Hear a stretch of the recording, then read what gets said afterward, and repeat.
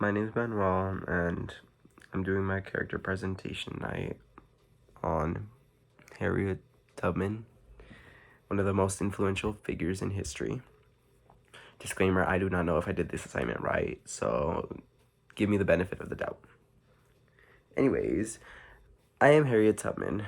I was a legendary figure in the 19th century, and I was born Araminta upon birth, and I later took on my mother's name, Harriet. I was born into slavery, and throughout my early life, I was hired out to different families by my owner, Edward Brodus. When I would fail to do a task, I would get severely punished. And when I eventually failed to be a worker, I was later just sent back with only one saying, "That girl isn't worth a sixpence." This later was proved as my life progressed. Slave codes were specific legislations related to slavery, and these laws were implemented after the Nat Turner Rebellion. After these laws were instituted, I had gotten an idea of how it felt to be free, and I knew many slaves, including myself, sought out freedom. There were attempts escaping where slaves would try to run away, and this is where I was involved in one of them. As I was doing something, I immediately stopped what I was doing because there was an attempt of escaping and a slave was trying to run away. I stopped what I was doing and I later arrived to the place where the slave was soon to be caught.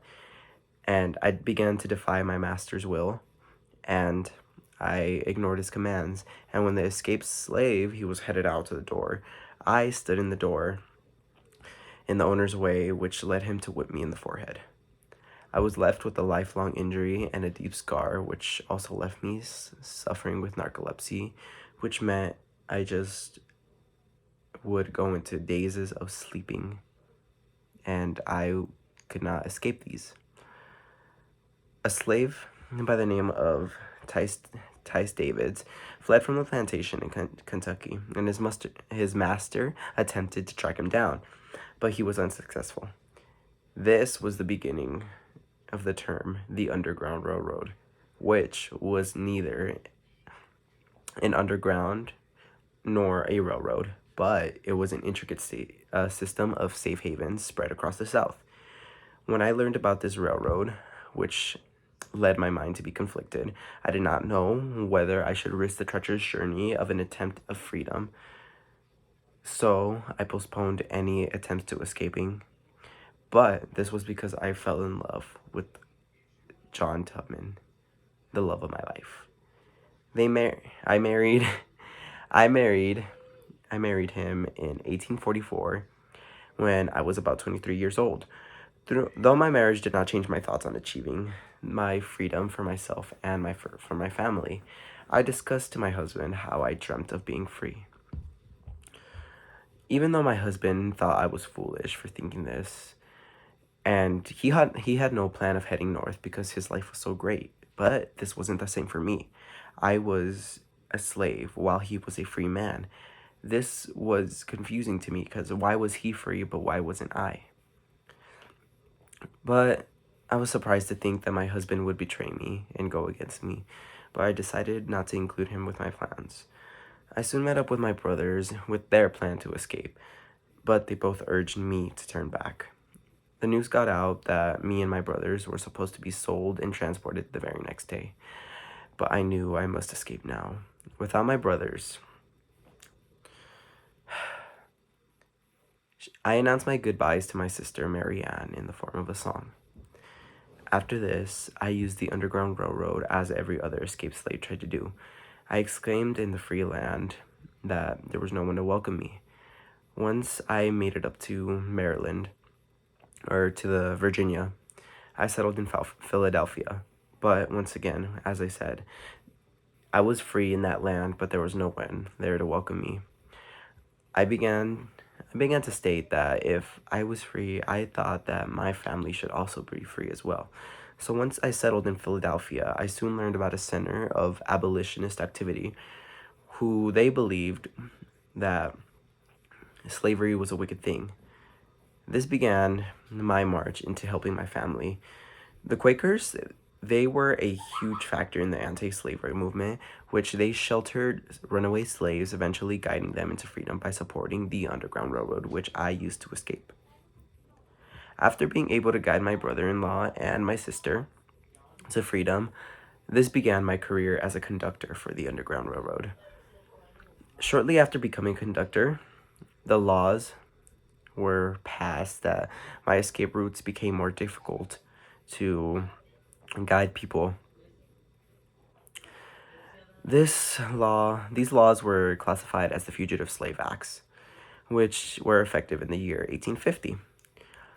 This meant that previously runaway slaves, like me, could be captured in the North and returned back into slavery.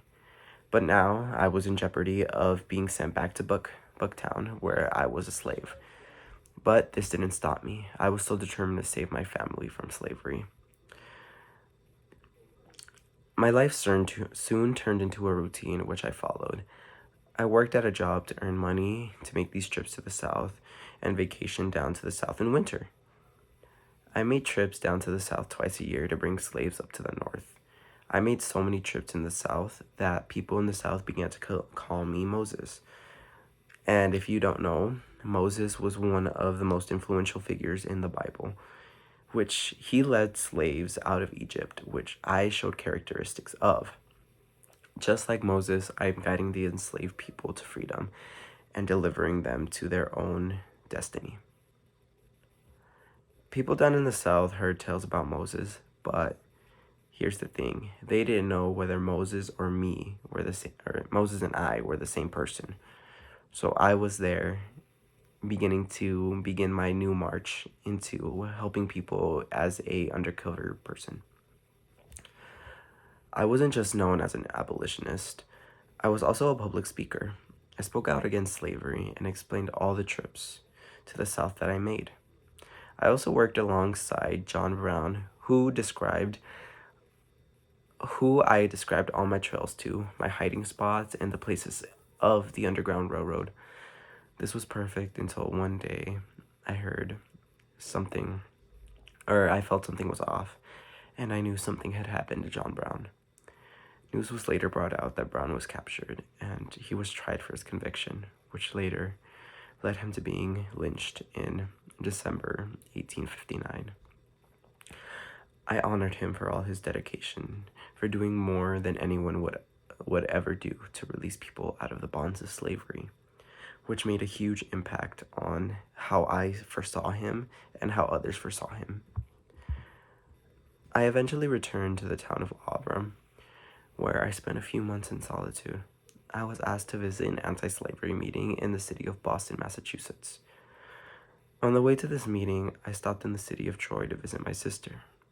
But in this place, I would have one of the biggest tragedies of my life. A man by the name of Charles Nell, a runaway slave, was being tried from the courthouse. He was found guilty. If he was found guilty, he would be sent back down to the South in Virginia to pursue slavery. I didn't stand for this. On the day of the trial, I was present as the judge made his final decision. Nell was to be sent back to Virginia to continue being a slave. This is where I struck back, and there I stood, blocking the way as I did as the first time I took action when protecting a slave. What had happened was they were trying to take him back away. That was when I stood there. I was protecting him. I would not let go of him. I was there until they would either I told the people taking him away, they could either have him or have him dead.